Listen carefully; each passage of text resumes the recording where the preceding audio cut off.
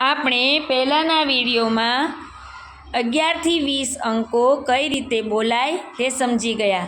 હવે તેની આપણે મણકા દ્વારા સમજ મેળવીએ।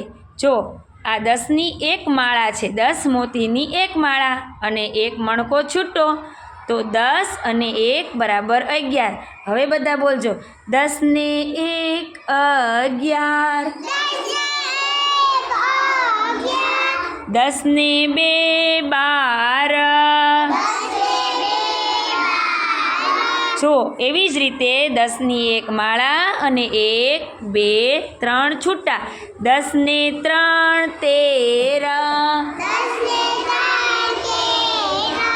10 ને 4 14, 10 અને 5 છૂટા, 10 ને 5 15। એવી જ રીતે તમારે ઘરે રોજ 11 થી 20 આ રીતે બોલવાના છે।